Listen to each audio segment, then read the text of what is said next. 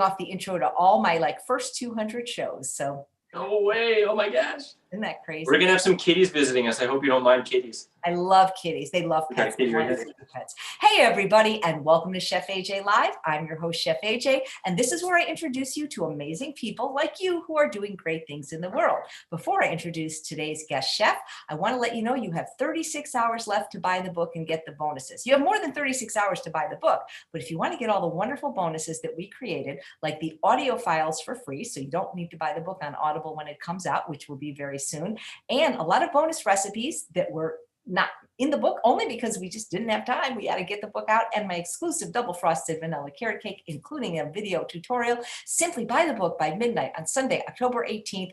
Email us your receipt to chefajbonus@yahoo.com, and we will get those bonuses right to you. Without further ado, today's guest chef, I met him during a thing that I was doing for Dr. Doug Graham, who I'd love to have on the show one day, by the way, but I'm booked to March 22nd. And it's a show that he has for free on Sunday mornings at 9 a.m. called Let's Cook Raw. If you want more information on that, I can tell you about it. And I said to everybody that was doing it, I said, you guys want to come on the show? He's the only one that contacted me. He seems like a lot of fun. His name is Chris Kendall, and he's going to be making Chris's Creamy Curry. Welcome, Chris. It's so nice to see you. So stoked to be on here. Thanks so much for inviting us all. I can't believe I'm the only one here, but geez, I want to connect with you and with everyone here who's watching today and watches all your amazing content. I feel blessed to be here. Where are you broadcasting from?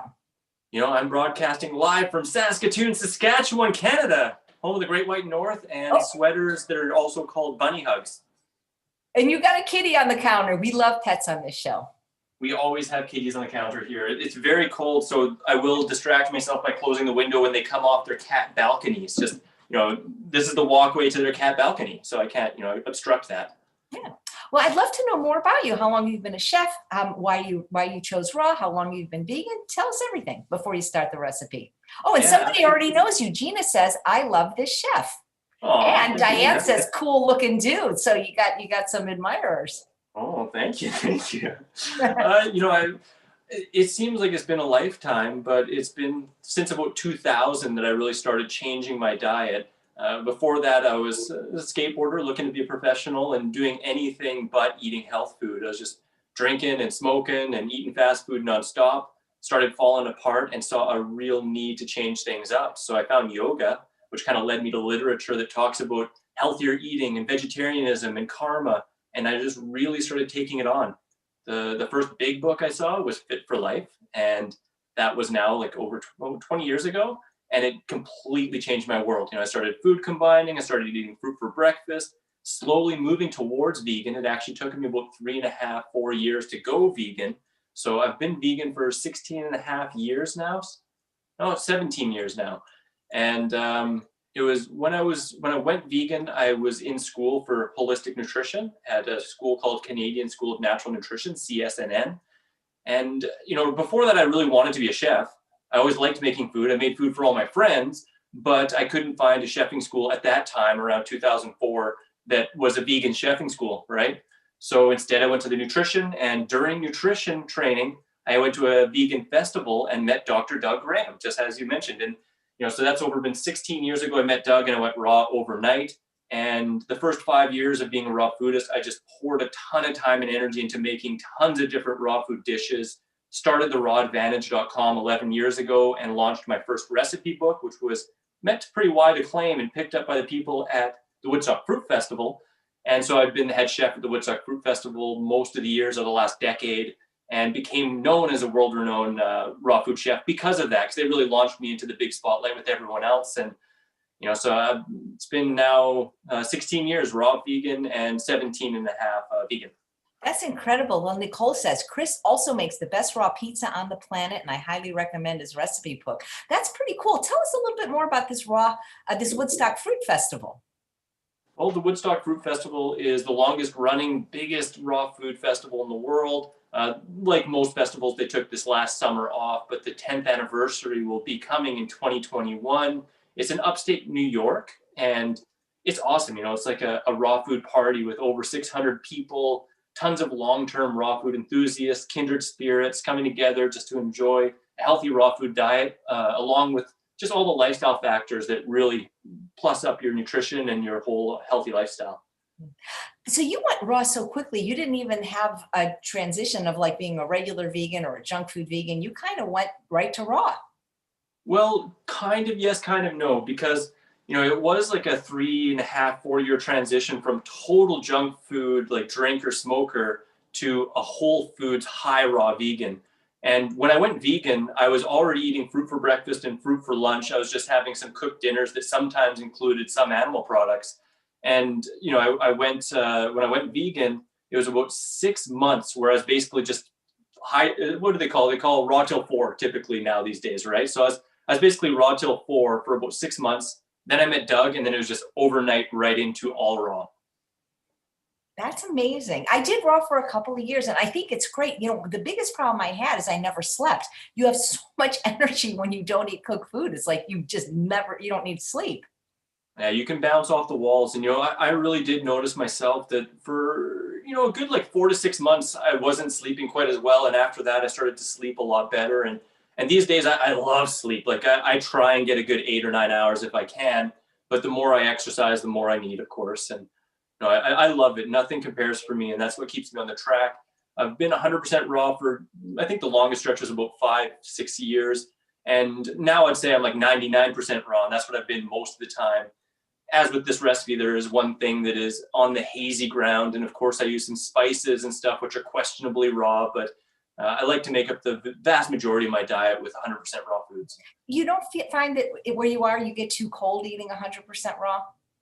No, I did in the first year and a half, and my feet would get cold as my circulation improved. But what I found was after that period of time and just getting used to a slightly lower body temperature, because most people who are 100% raw, they actually sit about a degree cooler, and they usually are more well hydrated, really hydrated with high water content foods. So they can feel a little colder at first. But after that initial break-in period, I felt totally normal. And, if it was extra cold, then sometimes I might just get some extra exercise or wear a little bit of extra clothing, or I like to make warm stuff still. Some people think raw foodists just eat cold stuff or room temperature stuff all the time.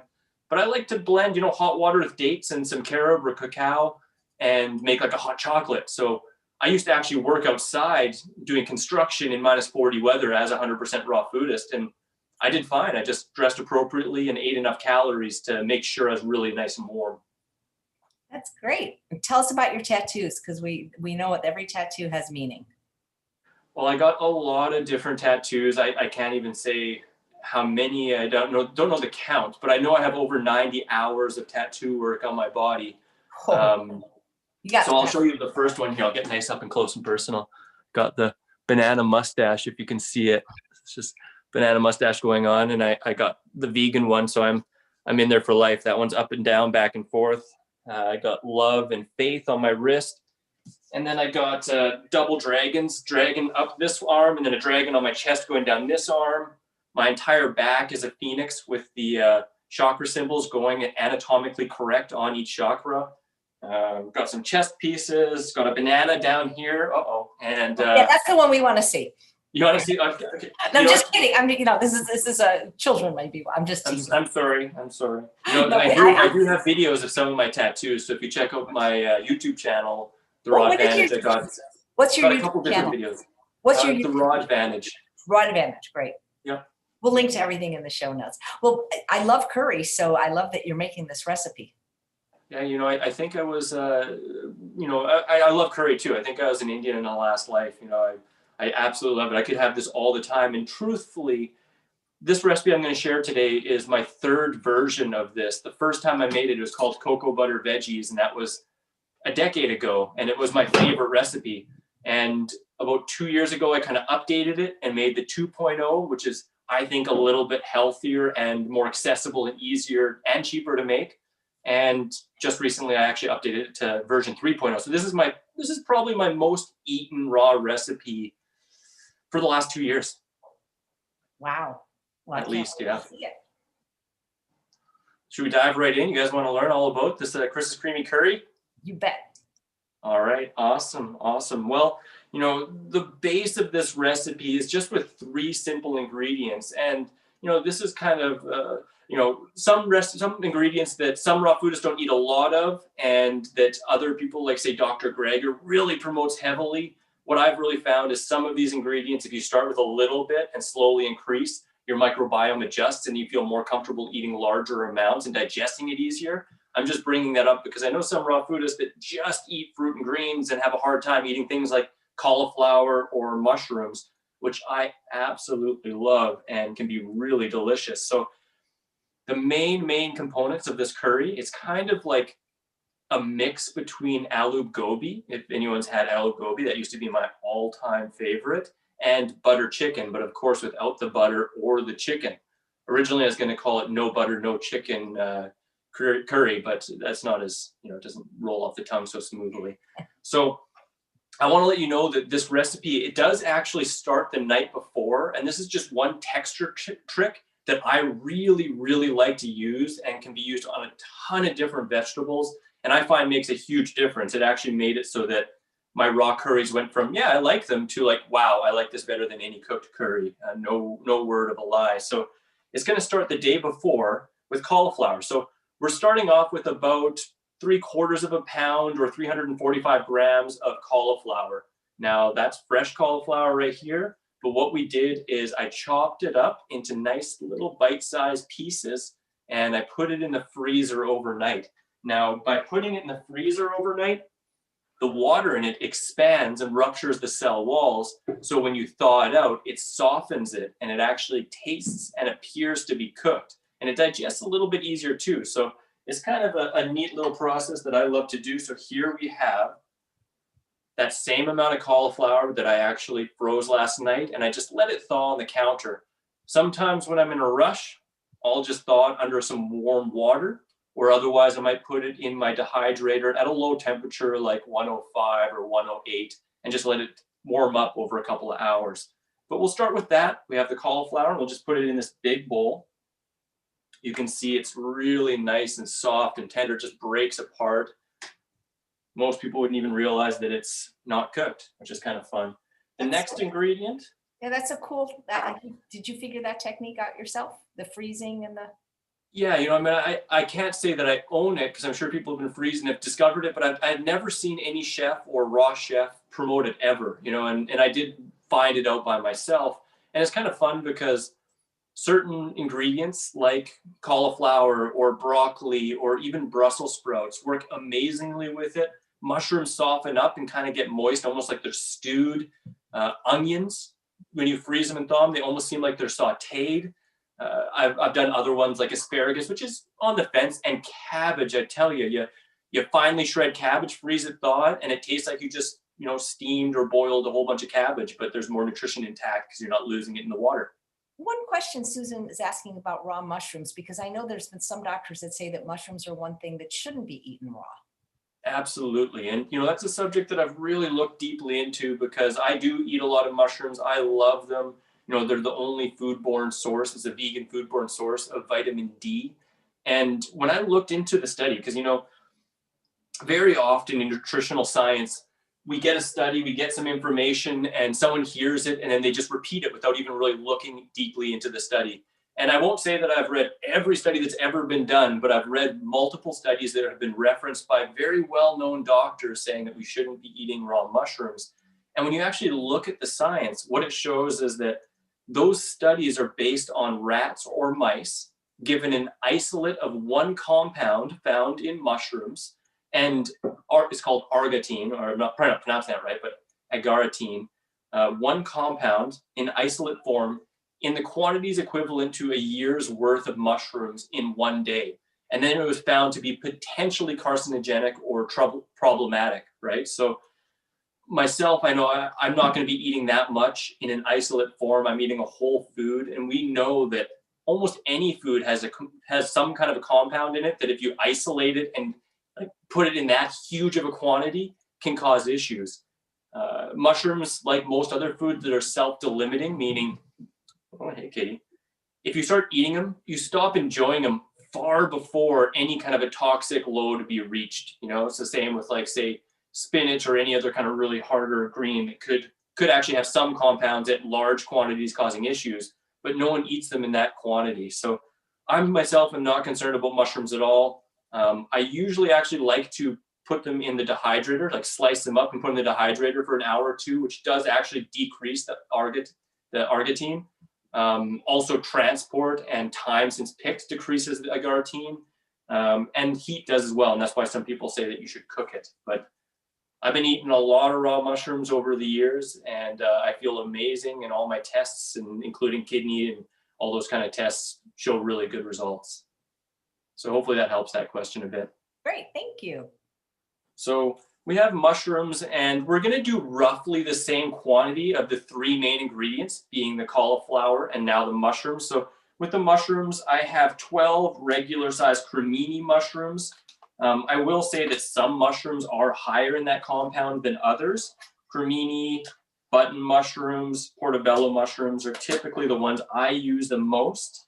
I sometimes use shiitake and occasionally use oyster, although oyster are kind of on that edge. And I would say too, you know what, if you are concerned about it, just lightly roast your mushrooms or dehydrate them at a really high temperature, or even put them out in the sunlight when it's nice and sunny out, because it's been shown that putting mushrooms under a UVB light or under the sun increases the vitamin D content so much that a handful can become a vitamin D supplement. So that's kind of a neat little fact as well.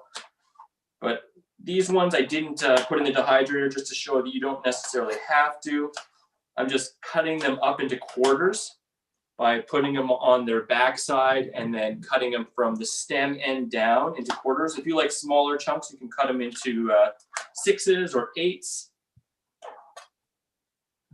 But this is usually how I do it. It's kind of nice too, when you put them in the dehydrator for an hour, maybe 2 hours at around 115, 118, they just shrink up a little bit.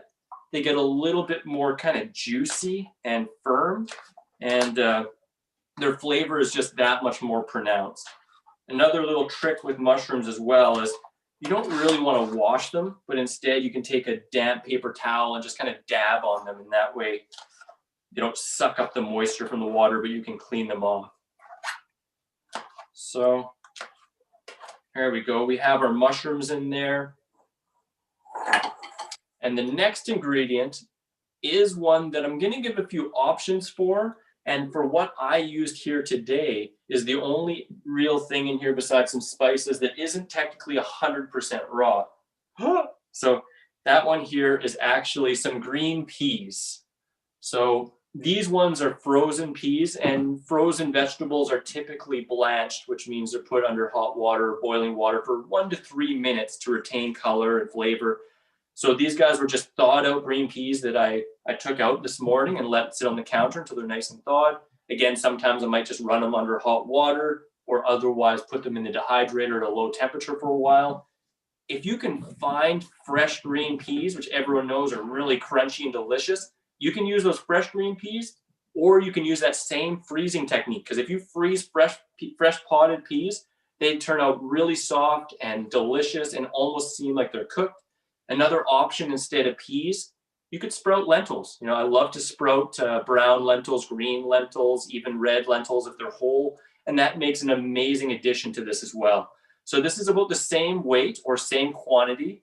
We're looking at about 1.5 cups here of green peas, and I'm just going to pour that on over top of this. So in the big bowl, we have the frozen thawed cauliflower, the mushrooms, which I typically dehydrate, and the peas. Next, we're going to get into the sauce, and that's the fun part, right? Because everyone knows it's all about the sauce. Are you a sauce lover? I love sauce. That's the secret to everything, I think, is sauce. It really is. And, you know, I'm going to just shamelessly plug something real quick. I got a really fun dressings book, but something else that I'm really proud of is actually a book called Naturally Raw Some Sauces. And the entire intention of that is to turn you into a raw vegan sauce chef.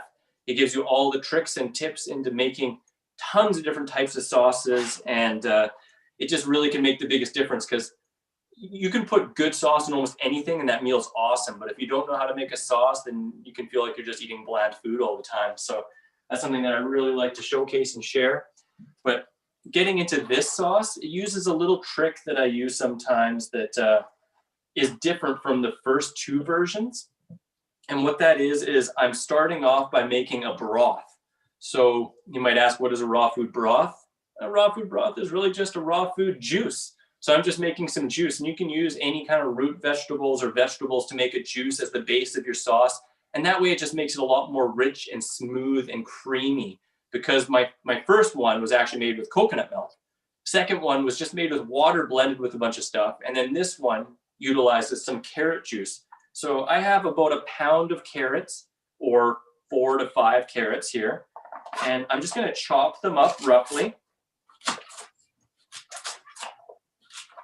For some different sauce recipes, like a Thai kind of a recipe, I might make a broth out of carrots and celery and some lemongrass. And that can be the base of a nice curry sauce, or even a nice Thai curry soup, right? But this one starts off with these carrots. So I'm just going to take this Vitamix jug here and put all the carrots in there. Now, you might be saying, what? I thought you were making a juice. Why are you using the Vitamix? I'll be honest, I'm a little lazy. I do have a juicer, but I just find blending it with the Vitamix and then putting it through a nut milk bag to be actually easier and less cleanup. It definitely has a little less nutrition with the oxidization, depending upon the juicer you'd have. But again, I'm a little lazy. I just find it works really well and really quick. So, you know what? I apologize. I forgot one thing. I'm going to have to run and get my tamper. So go ahead. I'll entertain everyone. All right. Do some. So how was everybody doing today? I'll just do a shameless plug because I'm really happy the book is doing well, and I appreciate you guys' support. The bonuses are really good, I'm told. Well, yeah, I've listened to the book on tape. It's even more fun than reading it. So that's why you want to get it now, because I know what's going to happen. Like 12:01, we're going to get all these things. Please, is it too late? Yeah, it's too late. We had somebody on the first book 2 years later send us their receipt asking for the bonuses. We won't have them after, so get them now. Thank you very much. Joy says, I hate cleaning the juicer too. What kind of juicer do you have? I have the Champion juicer, and I love using it to make banana ice cream. Oh, nice. Yeah, that's good. I love banana ice cream too. You know, I actually don't even know the name of it, but I know that it's like a knockoff, looks like one of the better kind of Omega or Champion juicers. It's a centrifugal, slow turning one that kind of crushes it against the screen. And it makes good quality juice, but geez, it takes time to clean up, right? So that's why I end up using this one instead. And a good nut milk bag is so versatile. You know, you can really use it for a lot of different things, whether you're making some like, you know, nut cheeses or broths or juices, anything like that. So we'll just plug your ears, guys. I apologize. This Vitamix, that's one thing that I wish it could improve on, is just being, you know, silent, but it's pretty noisy. So I'm just going to blend this up, and I'm going to really tamper it hard so it becomes really into a nice mush mix.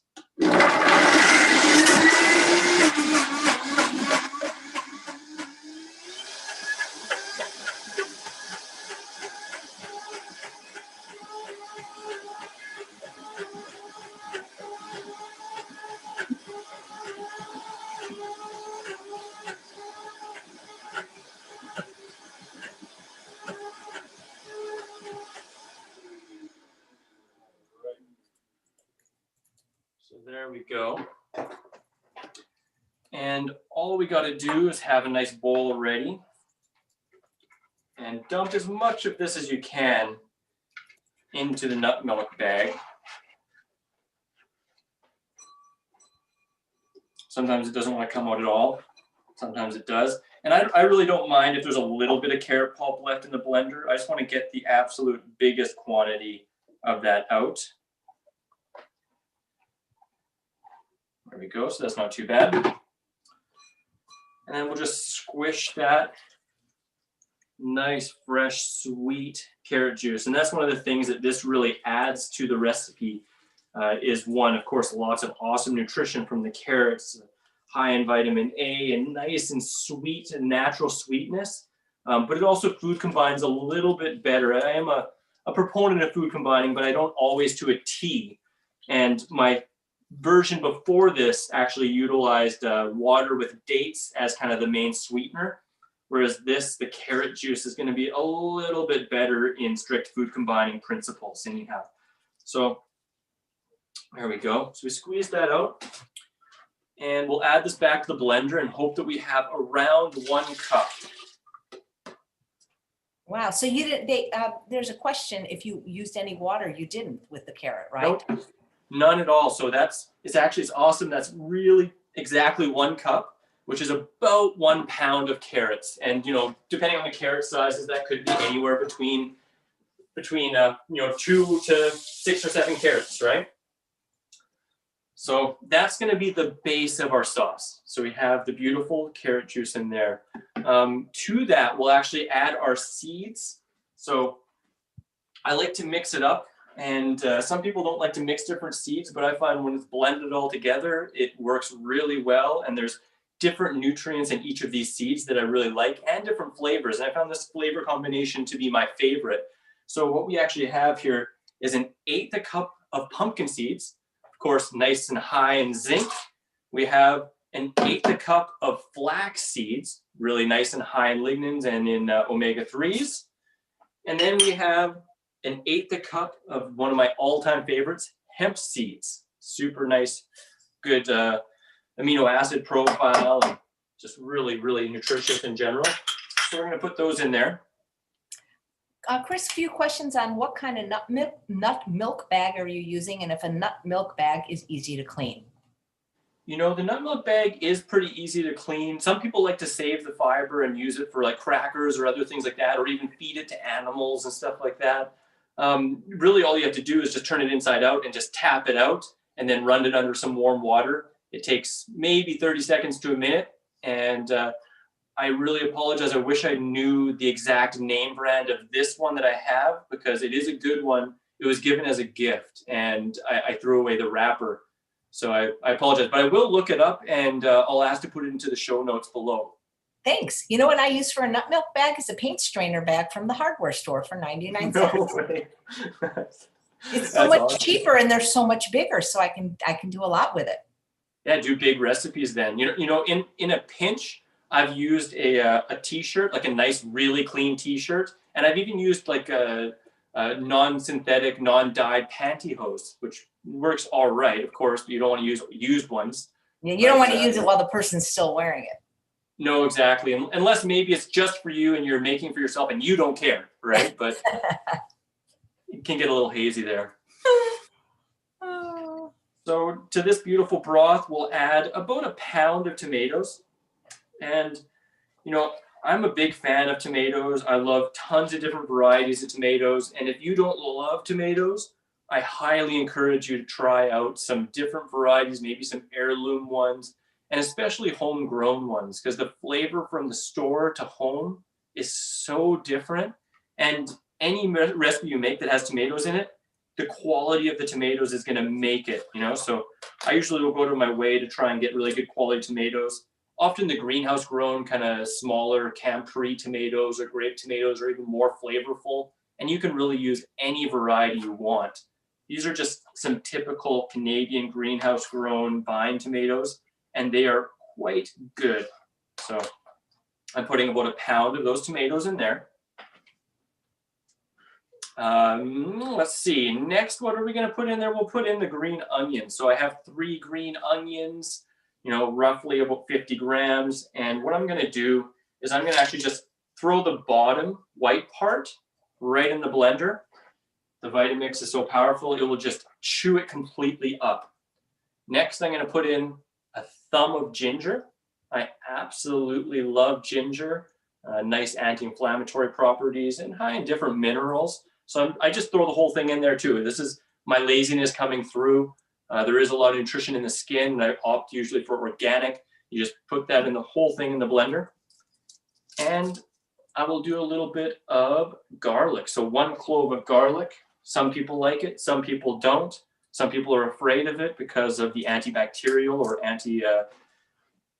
antibiotic properties. But it is really interesting to note too that garlic, as well as onions, have a fiber in them known as aniline, which is a prebiotic fiber, meaning it actually feeds certain biotics in your microbiome, so it can help rebalance your microbiome. So I like garlic on occasion, and it's really good in this recipe, being nice and authentic. So we're going to put that in there, and then we're going to go into Spice Town. Now, the spices you put into this recipe will really determine the major curry flavor, and I've made it with hundreds, literally hundreds over the last 10 years I've been making curries, of different types of curry powders. And every time it's different.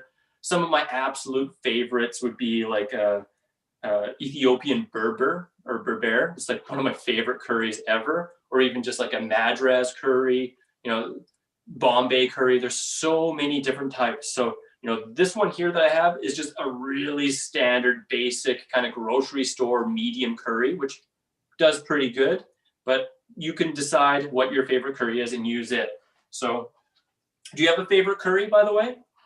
I love a company that's in Northern California called Local Spicery. I've had him on the show a few times. His name is Nick DeVoren, and his spices are just so good.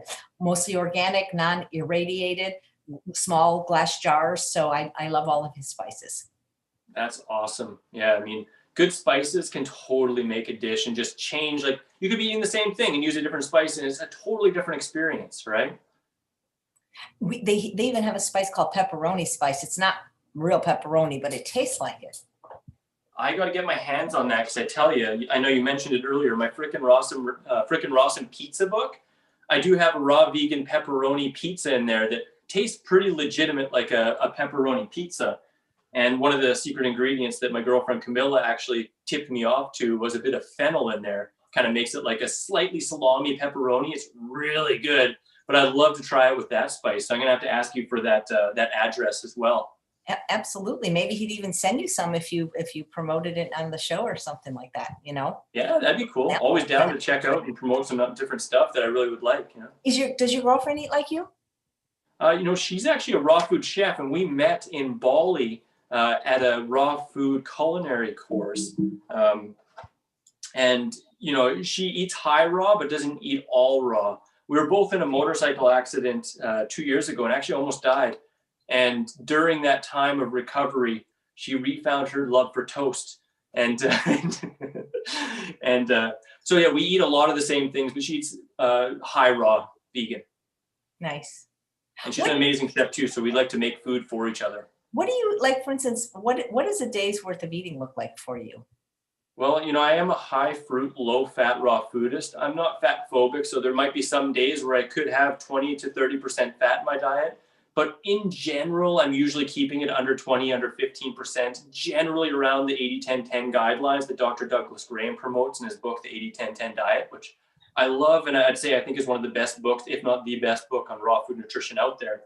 So that being said, usually, I've been doing this 16 years. So when I first started, I used to eat 3 or 4 meals a day, but over the years, it became bigger meals less often. So more often than not, I'm actually only eating 2 meals a day. And if I'm eating 2 meals, that might be like a giant 2-liter banana smoothie for lunch, and it might have some greens in it. I really love barley grass juice powder. Sometimes I like arugula in my banana smoothie or spinach, but it's a big banana smoothie, anywhere from 15 to 18 bananas.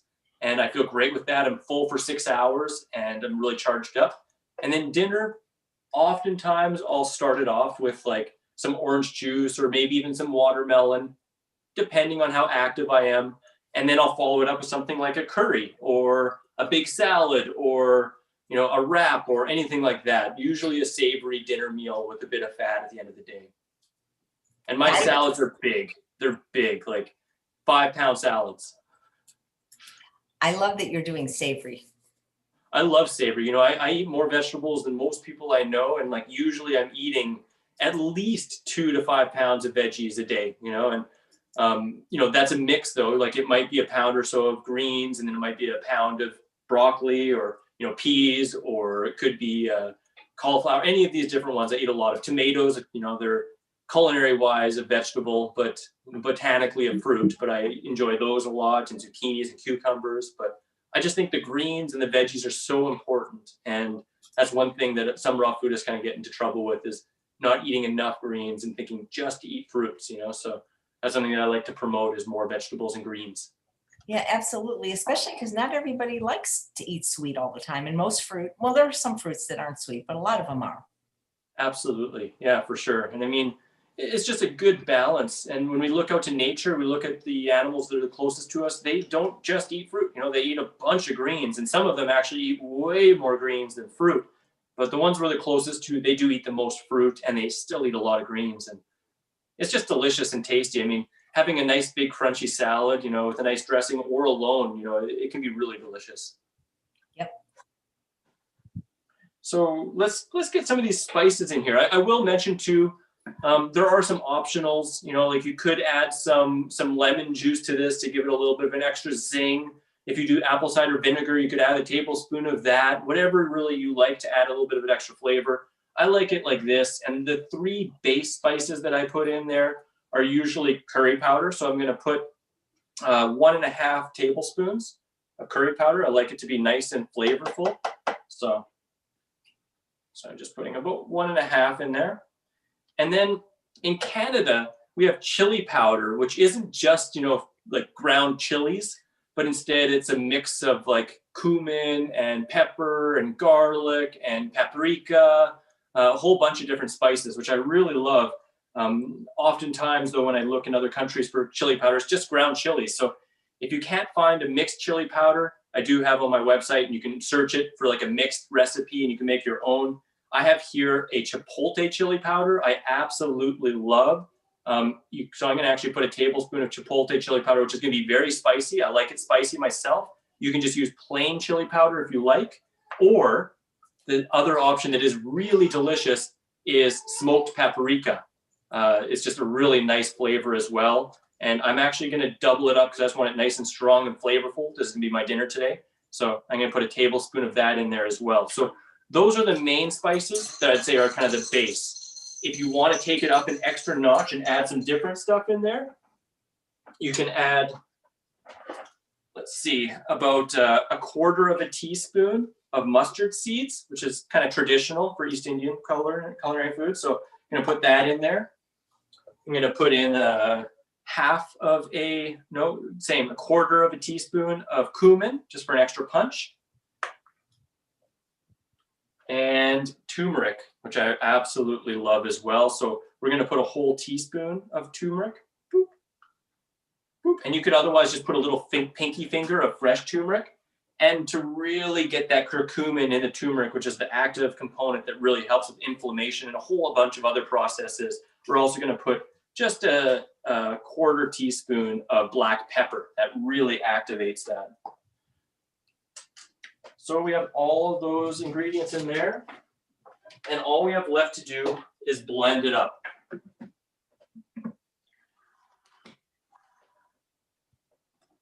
There are a few ingredients left, but we're going to leave them for the very end. So let's blend this up until it's... I forgot to turn it down first. It's good to turn it down first. Sorry about that.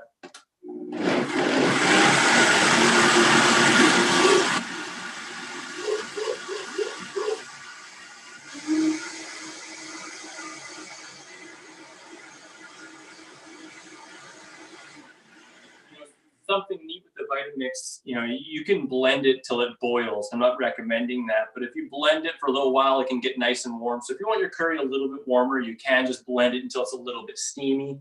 I'm going to blend it until it's at least really creamy. So let's take another probably 15, 20 seconds.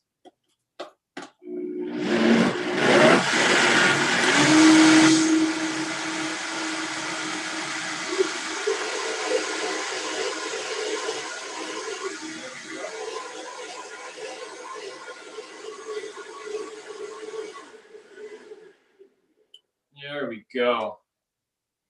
I wish you guys could smell this. Seriously, it's like, oh, it's so rich and creamy and just deep curry smell. So what we're going to do then is take a whole head of cilantro. I absolutely love cilantro. Just going to break it up, throw it in there.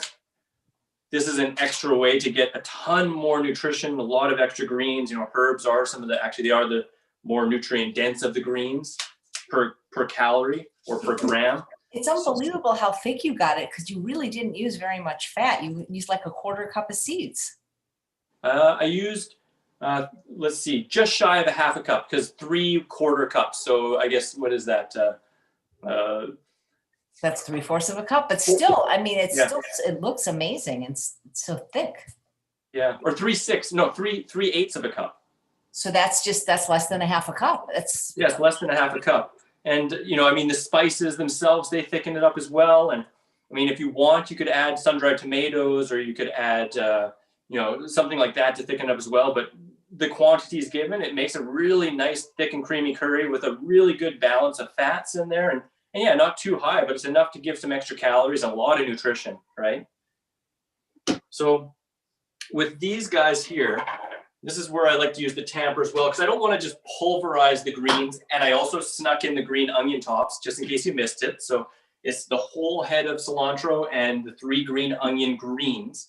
And I'm just going to put this down at about a 4.5 or 5 on the Vitamix. Turn it on and just use the tamper. Get it all in there. And give it a pulse or 2. That way, it saves me from chopping and chopping and chopping and chopping. The lazy theme is really coming out today. Sorry about that. So, there we go. And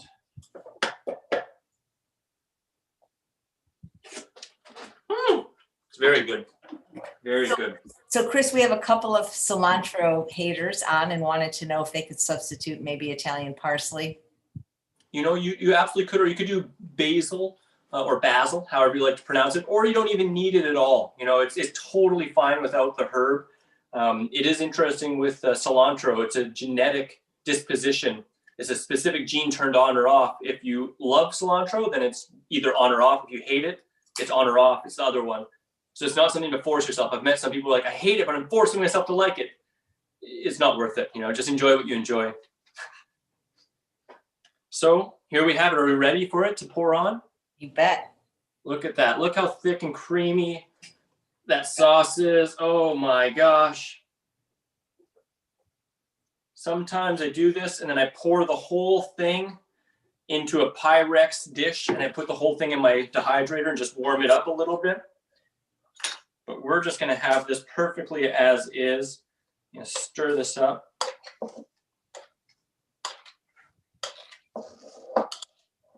And this recipe, you might be going, holy cow, that's big. You know, this serves between 1 to 4 people. You know, like for myself, this is a perfect serving just for me. But for a lot of people, you know, if it's a side dish, it might serve up to 4 or 5 people, really. But again, if you're just starting, if you don't normally eat a lot of raw cauliflower or mushrooms, this might be 2 or 3 portions. It does keep for the next day or 2 at the most. And otherwise, you can make it for a bunch of friends.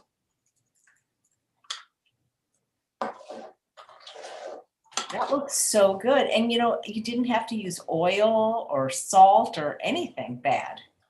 Nothing at all like that at all. Just all whole foods, a little bit of spices, and it's really rich. It's really creamy. It's really savory. And I tell you, this is one of those cravings buster, satisfying dishes that leaves you feeling like, I don't even eat cooked food in my life. If you have something like this, it's pretty easy.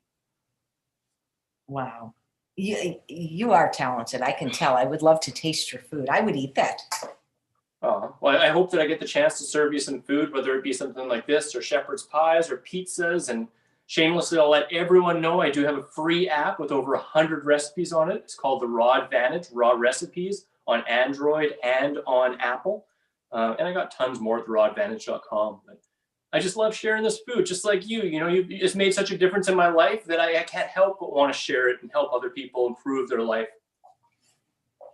So what are you doing now? Because I mean, what's it like up in Canada with the pandemic? You probably can't travel too much, I would imagine. You know, I'm actually in quarantine right now because I just got back from Sweden, where I'm actually migrating to live full time with my girlfriend Camilla. And so I'm back here with my family, and you know, I really love it here. I grew up here and got the kiddies and my parents and the whole family. And all I've been doing is behind the scenes work. I'm doing a lot of behind the scenes work on therawdvantage.com to bring people more recipes and easier functionality to get them into their life. So that's kind of what I'm doing. You know, otherwise I have an online course, Raw Vegan Lifestyle Success System, which teaches a whole holistic kind of point of view for the raw food lifestyle to help people find more ease in it. Because like you said, it can be kind of challenging for a lot of people, right? So yeah. I like to try and make it easier. They're asking if you could come a little closer to the camera and hold the dish so they can see it and take a picture. Absolutely.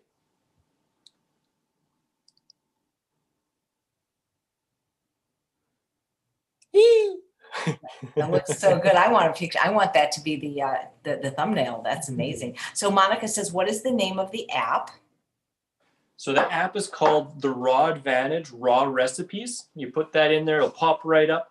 And it is free with over 100 recipes. There's tons of videos in there. And then there also are in-app purchases to unlock my entire recipe books, because I have actually 8 recipe books. I believe 7 of which are on there. So it can have up to like 370 recipes, I think, on the app if you unlock the rest of the books. But like I said, the base functionality and 100 recipes are free on it. Nice. And Teresa says, how's your mom? Oh, my mom's doing great. Yeah, she's doing good. So maybe Camilla would like to be on the show sometime. That'd be awesome. Yeah, I bet you she would. Absolutely. I'll be back in Sweden if all goes well in January, and it sounds like you're booked up until March anyway. Hey. Oh, but sometimes I get cancellations, so let me know. What do you do in Sweden? Everything I do is online, right? So I do the recipe books. I do retreats, which I'm usually holding Costa Rica, but I'm taking a year off with everything going on in the world.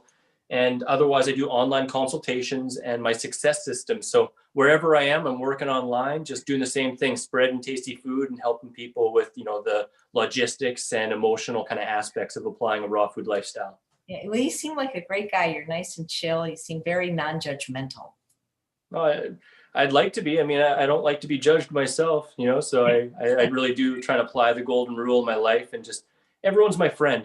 That's the way I look at it, honestly. Every single person's my friend. Maybe they don't think that they're my friend, but I'm going to treat everyone the same and do my absolute best to love everyone equally. Well, Lori says you have amazing cinnamon buns. They are darn tasty, I tell you. Yeah, they definitely are. Wow. And just so people know too, Excaliburs are on sale right now, 20% off with the code HARVEST20, I think. So if you like to make dehydrated food, that's not even my affiliate link, but you can just go to Excalibur and get 20% off right now. All right. Diane wants to know what your cats are named. It's so cute how your cats just come and go. Yeah, they're the absolute best. They're sisters, and one is named Dottie, and the other one's name is Dee Dee. They're adorable. They are serious cuddle monsters. All they want to do is just cuddle you and purr, and you call them, they'll come. They're seriously amazing cats, like super cats. You know what I wondered, like in the vegan, I've been vegan for over 43 years, and there's all different kinds of vegans. People go vegan for different reasons. Their health, the environment, the animals, a combination. And there's vegans that are junk food vegans, which I'm not saying is a bad thing. I was one of those for 26 years, and they're vegans that don't eat oil, and there's vegans that don't eat sugar, and vegans that don't eat oil, sugar, and there's all different kinds of vegans, right? And but it seems like with raw food, that's the same way too. You're 80-10-10 like Robbie Barbero and some of the others, but other raw fooders eat things that are different. They might eat a lot of oil and salt and agave. And do you guys get along? Do those two groups get along, or do they fight the way that the vegans fight amongst each other? I think within any group, there's people that fight amongst each other.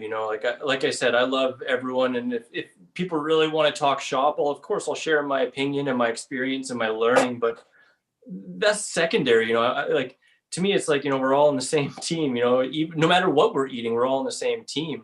And so I like to try and bridge the gap and to be friends with everyone. And, I have friends that eat all different types of things, right? I still have friends that drink and smoke and do drugs all the time, right? And I don't try and treat them any different, just try and be the example and have real conversations, that's what I'm about. Right. Because the one thing I never understood in the more gourmet raw food world is that I've known some raw foodists who like literally will not eat a piece of steamed broccoli, but they'll pour tons of olive oil on their food. And how can they, the way Doug Graham teaches it, it makes health sense. You know what I'm saying? Absolutely. And, that's what it comes down to, too, is why is the person doing it? And some people, they're raw foodists to be raw foodists. And maybe they subscribe to certain information or philosophy that isn't really updated and true when it kind of comes to scientific backgrounds, right? So, that's, I think, where it kind of comes into it, is if someone has a bit of a science mind, or if they're just purely on a philosophical kind of stance or otherwise, right? And I totally agree. I would rather have some very lightly steamed vegetables or steamed vegetables than have a jar of nut butter just to say I'm still raw, you know? So I think that, you know, if you're specifically eating raw for health, then there might be a little bit more leeway because, you know, truthfully, stress comes into it too, and transition comes into it too. And if you're just stressing yourself out, you could be doing yourself more harm staying away from a couple pieces of steamed broccoli than forcing yourself to stay 100% raw. Right. May we ask your age? Diane, is that inquiring? Yeah. I'm 40 years old, just this past summer. Oh my God, you look half. Oh, thank you. That's kind of you. If hopefully this isn't 4K, because then you might see some of the wrinkles. Although I got scars right on the wrinkle zones. It's not fun. I found your app and I'm getting it right now. Oh, thank you. Thank you for letting me know about it. Well, you've been a great guest and a lot of fun, and your food looks delicious. So I'd love to have you back sometime, maybe with your girlfriend, or she could do her own episode. I would absolutely love that. I'd love to be back on myself with my girlfriend and her by herself as well. I'll say 100%. I'd love that. Well, we love cooking them, and I'm going to definitely try this recipe because it looked amazing. Well, thank you so much, Chris. And everybody check the show notes. We'll have everything in them pretty soon. Chris will send me all the links to his nut milk bag and all of his books and his retreats and whatever else he's up to. Make the recipe. And also come back tomorrow when I have a story of recovery from somebody who had 2 heart attacks and is now completely plant-based and sharing the message. His name is Doug Schmidt. Thanks again, Chris. So nice to have you on the show. Thank you so much, Chef AJ, and everyone here. Bye.